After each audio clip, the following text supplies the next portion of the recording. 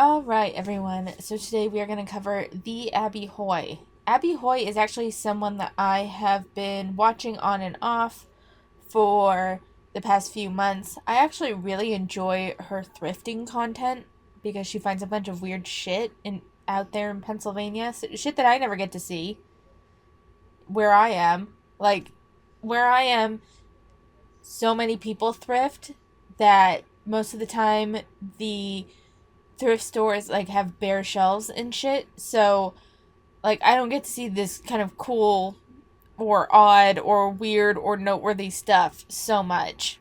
The one thing I will say about Abby is that she she's it's not the full, I mean, it is a victim complex a little bit, but it's more of this kind of weird thing where it feels like she wears the struggles of being fat on her shoulder like a badge, like she's proud of it. I think she's fun to watch in a lot of ways, and I'll be really interested to see if my opinion of her majorly changes as it has with previous creators.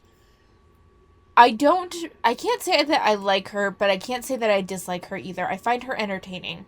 So, we're going to go ahead and start from March of last year, work our way up. My guess is that my prediction, and I've been plenty wrong in the past, but my prediction would be that this will take about 3 to 4 parts to finish her stuff if I do it consistently. So, let's go ahead, scroll down, and start. Hey, here with another fat hack for you. Today's edition, flying fat.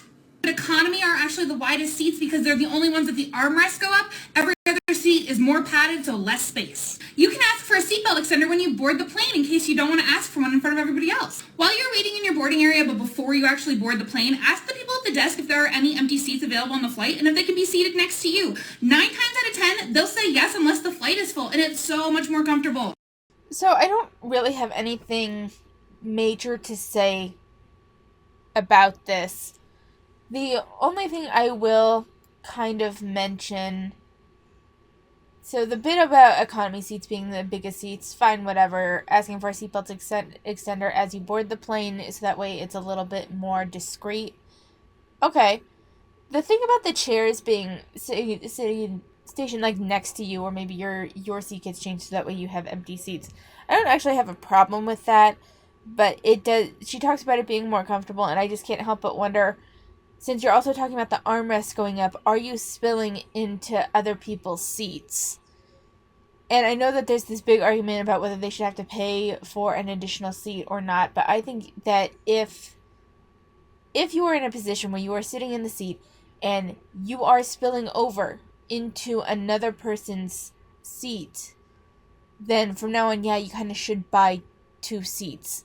Like, sorry, I understand that. To be fair, I've never flown on a plane. I've never had a need to fly on a plane, so I don't know. Like, I don't have a good idea of how small those seats are. I don't really know, so feel free to give me your opinion on this. But I would think that the seats are a fairly standard size that the average person could fit into reasonably, if not comfortably. And if you are so big that you have to put the armrests up and you are spilling into another person's seat, that's just like you're spilling into their space, and I don't really understand how that would be, because there's been a whole talk about how that's a form of oppression or something, and I'm just like, how is that oppression when you're the one that's taking up more space? On the whole, with these tips, I don't necessarily have a problem with them. The thing about the seats just caught my attention, but we'll move on. You'll know there's not a single disease that's exclusive to fat people, right? Just checking. This is such a dumb fucking take. I'm sorry, but it's like, you realize that there's no disease exclusive to fat people, right? That's so beside the fucking point. I believe that there is no disease exclusive to smokers, either. As far as I know. Smokers can get emphysema, but you can get emphysema from other things. You can get COPD from smoking, but you can get COPD from other things. You can get lung cancer from smoking, but you can also get lung cancer even if you've never smoked a day in your life. So that doesn't mean that you're not putting yourself at a higher risk. That doesn't mean that you aren't contributing to your risk factor. That doesn't mean that you aren't increasing your chances of getting these diseases through your habits. Being fat is a habit, by and large.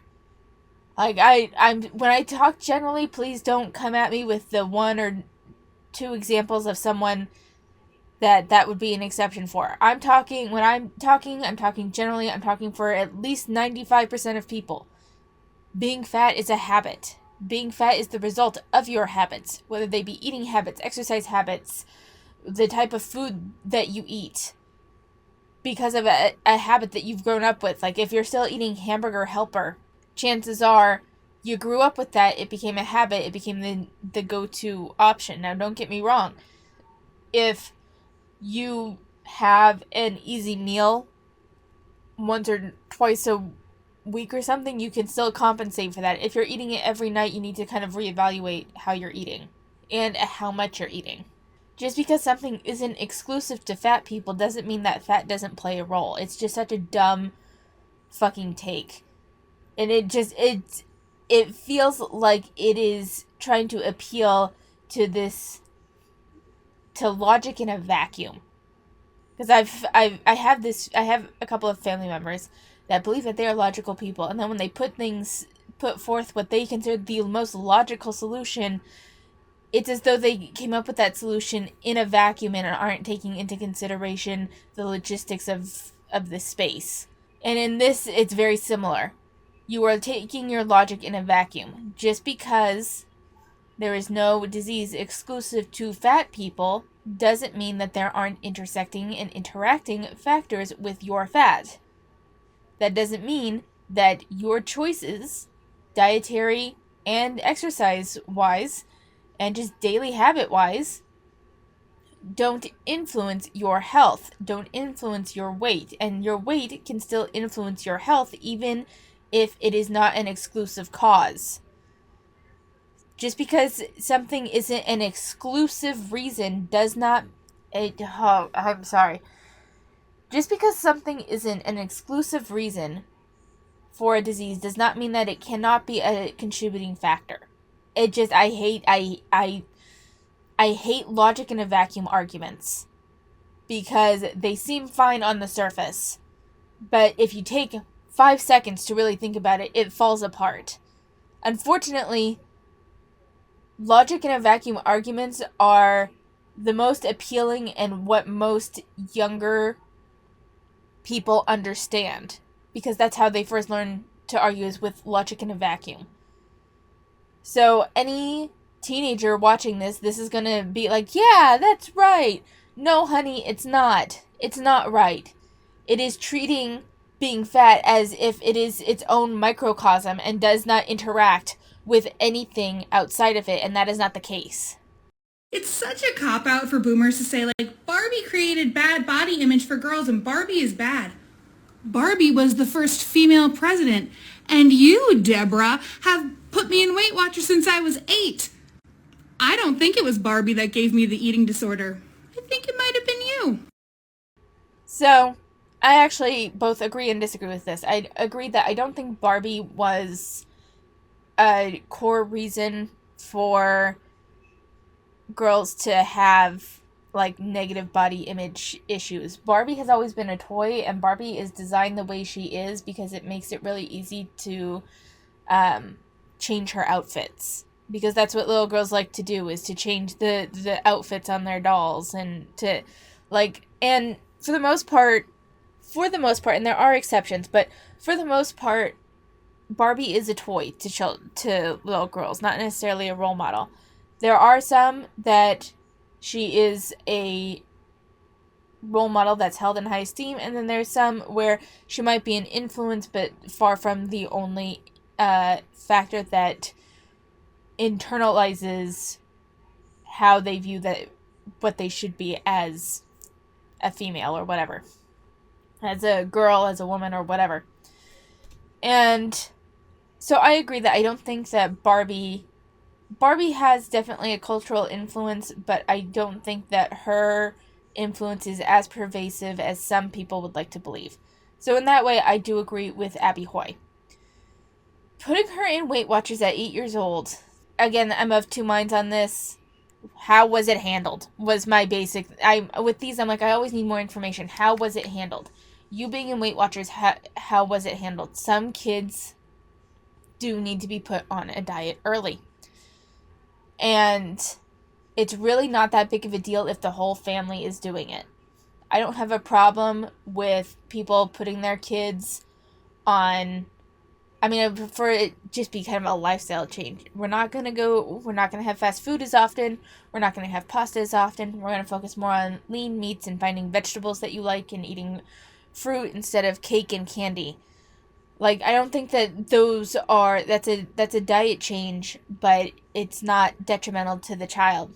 What can be detrimental, though, is if you single out the kid, only make them the only ones that are eating different while the rest of the family continues to eat the same. So it does create this othering effect.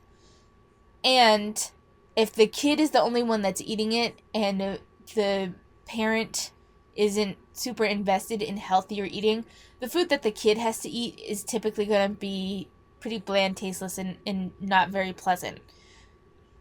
Because it takes time and work to learn how to make healthy food taste good. So in that way, I can see how putting the kid on Weight Watchers, if that's the only thing that happened and they were kind of, their food was separated from the food that the rest of the family ate, I could see how that could have a negative mental health effect and possibly create eating disorders and all of that stuff. But I don't think that it's the diet. I don't think that it's the eating changes. I think it's the othering of the child through food that is the issue. I have nothing to back this up. I have nothing to back that. This is just my theory based on how I've handled kids, worked with kids, and how I, as the probably like the biggest kid, usually, or at least one of the biggest kids, always in my friend group, how that, and a parent that worried about my weight, and slowly, like, there were pluses and minuses to everything, but it's the othering that creates the negative body image more so than the food itself, in my experience. And from working with kids, regardless of whether they are fat or thin or any differences, the biggest influence in their behavior that I've seen is when they feel othered by their peers or by adults. So if it's a kid that came from a different country and is eating food that the other kids aren't familiar with, and maybe it smells different, and the kids comment on it, that kid is going to feel more othered and tends to get more, and will often get upset. And there's usually we catch it early, and we talk about it with the kids and how that's not a nice thing to do. But when we're talking about a few years ago, and we're talking about maybe just a kid that's forced to eat like diet food, like the protein shakes or whatever, and the other kids are noticing it, I think God, even 10-15 years ago, the adults probably weren't as on top of it, and it's that othering that creates more of an issue. That's my theory. I've actually looked for research articles regarding this, and I can't find anything, so this is just my general hypothesis based on a couple of varying experiences. But I think that the bigger issue with putting kids specifically on diets like Weight Watchers is the othering effect rather than the food itself. But let's move on. Just a reminder that if your opinion on body positivity is conditional on as long as it's healthy, that's not really body positivity, it's just ableism in disguise. Okay, I don't agree with that. I don't think that it would help if I had an example of this, but even her caption, not all bodies are capable of health. Again, I think that they are angling this, because this isn't the first time we've seen this with the fat acceptance group. I think they are angling this to be the least charitable possible. To call someone else's argument in the least charitable way possible. If someone's like, being body positive with their what I eat in a day, with their intuitive eating, body positivity, shit and they are eating cake and cookies and McDonald's and Burger King, and someone says that's not healthy, that's not ableist. If someone, like, people can still comment on unhealthy behaviors. There's a very big difference between unhealthy behaviors and an unhealthy body. There are plenty of there are the vast majority of people can create a healthier body for themselves through healthier habits. If someone is eating excessively large amounts of food, that is not ableist to comment that it is unhealthy. I don't really like this constant linking of the term, well, you should try to be healthier and stuff, as a link to somehow it being ableist. There are people that don't have control over their health. Most of the time, people aren't referring to those people. Like, most people can recognize that the average person is more in control of their health than someone dealing with chronic illnesses. They're not targeting the people with chronic illnesses. They're targeting the people like Feminist Land Whale who say, I have a damaged metabolism and I can't control my weight at all. And someone commenting, well, actually, you're just really unhealthy because we've seen all of the shit that you eat. We've seen Feminist Land Whale eat a shit ton of sugar. I mean, she takes in quite a bit of sugar. That's not ableist. That's calling out not bad behavior, but unhealthy behavior when you are trying to claim that your weight is outside of your control. It's different. Sometimes men really do have the audacity because, like, I was out on a date with a guy who was a high school dropout, no judgment from me, but he said to me, you're smarter than I thought you would be. Like all the girly stuff and the pink and the femme and the tutus. Excuse me, sir. I literally wrote a book. And truly, joke's on you because I did publish that story in the book. I hope you can read it, okay? Not too many big words. Need any help? Sometimes men really do have the audacity because, like, I was out on a... Again, of two minds on this a little bit. This isn't related directly to fat liberation, but I still wanted to comment on it. So, I have a cousin. I have a cousin who is the least accomplished of my generation, I guess is the best way to put it. He has made some bad choices. And yet, I'm not tooting my own horn here. This is just something that's been told. I've been kind of more or less designated in the family as the smartest. I'm not particularly intelligent. I simply am well-spoken and I have probably a better memory than average. And that results in me remembering a lot of things and a lot of facts that looks more like intelligence than simply route memorization. That being said, I know I am smarter than this cousin. And he thinks that he is smarter than me. On more than one occasion has tried to correct me on something that I know a lot about. And has kind of belittled my job before as just playing with kids all day. I understand the frustration. I do. That being said, and don't get me wrong, I'm not trying to take away from her clap back because this sort of thing does happen. And I understand the need to be like, bitch, what? And list out some evidence of your intellect. Like, I understand the knee-jerk reaction. I understand the impulse to do so. I will say that simply writing a book is not necessarily indicative of intelligence. It is indicative of a good work ethic because it does take a lot to write a book and get through all of that. We've read plenty of fat acceptance books, though. They do often read, like, blog posts that are just compiled and put into a book. Not that, to be clear, I haven't read Abby's book. This kind of, to me, the writing a book kind of goes hand in hand with, I applied to graduate school. Like, it's an accomplishment. I'm not saying that it's not an accomplishment to graduate from a master's program. It's not that it's not an accomplishment to graduate from an undergraduate program. Those are accomplishments. Writing a book and getting it published is an accomplishment, but it's not necessarily indicative of superior intelligence.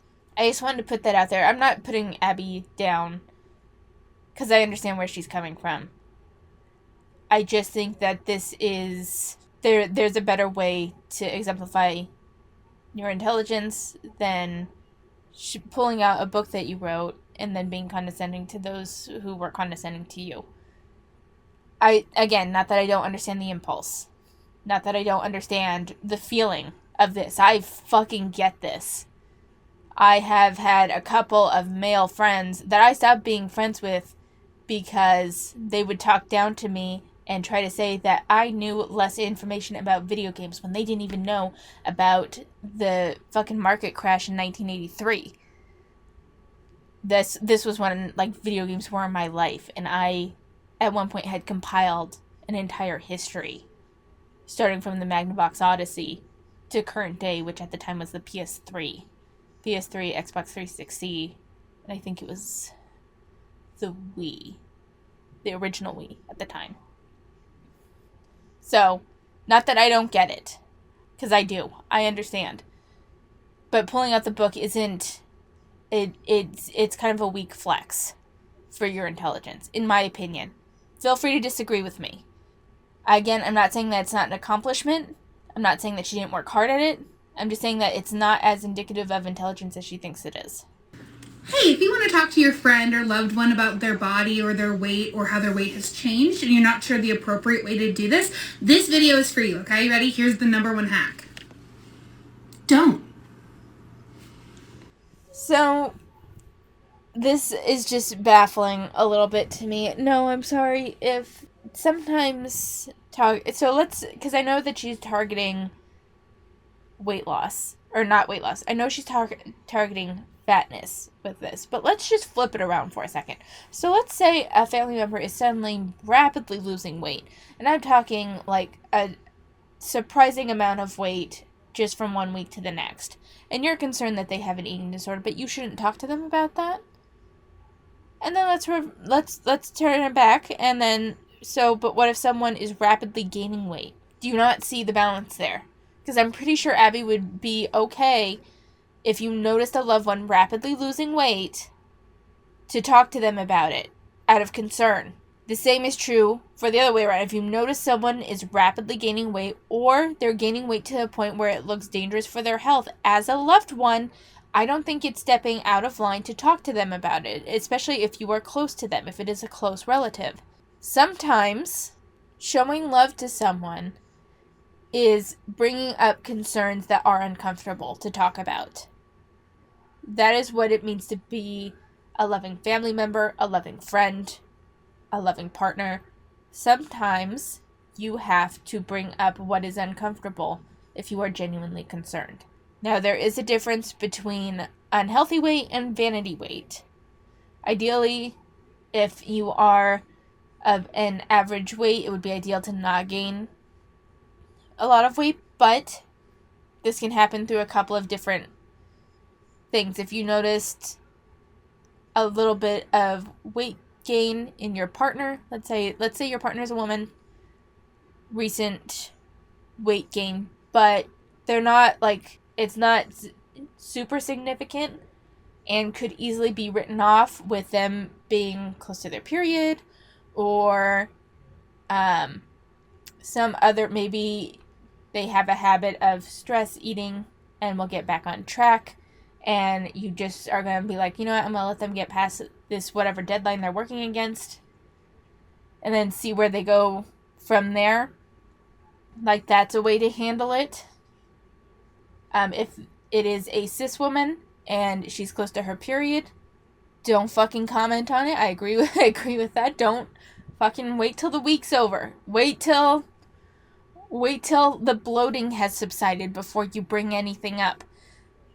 But if it's more than 10 to 15 pounds and you notice it being consistently creeping up over a few months, I don't think it's unreasonable to talk to them about it.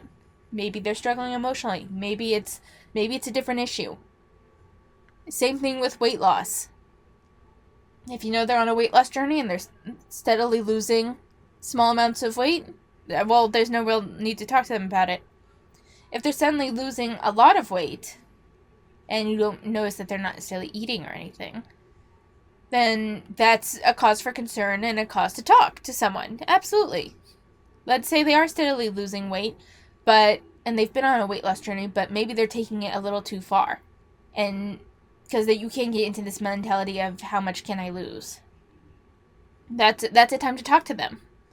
If you notice them like going so low that it's causing some concern with how healthy they look, then maybe just ask them to talk to their doctor or something, or ask if they're taking it too far, or just having a reasonable conversation with them. I don't think it's wrong. I was talking to a friend the other day about the difference between being an old fat and being a new fat. Like in The Great Gatsby, they've got old money and new money. So like, I'm an old fat. I have been fat my whole life. The conversation around me has always included my weight. And then there are people who are new fats, who were thinner when they were younger and have gained weight as an adult. And I sometimes forget they haven't unlearned all of their diet culture trauma, their weight gain related trauma. So like, here I am for you today, from an old fat to a new fat, to tell you some things I think are really, really important, okay? First of all, please, please, please advocate for yourself at the doctor's office. You know what doesn't feel right in your body. Stand up for yourself. You can also say no thank you when they try to take your weight. Your family is the biggest group of people who is the least qualified to comment on your body but feels the most entitled to do so. You can just tell them to stop. You can. Your tummy is cute. Wear the shorts. Wear the swimsuits. People still want to bang fat people. I promise, and I love you. So, I don't necessarily have a problem with the comments on this so much.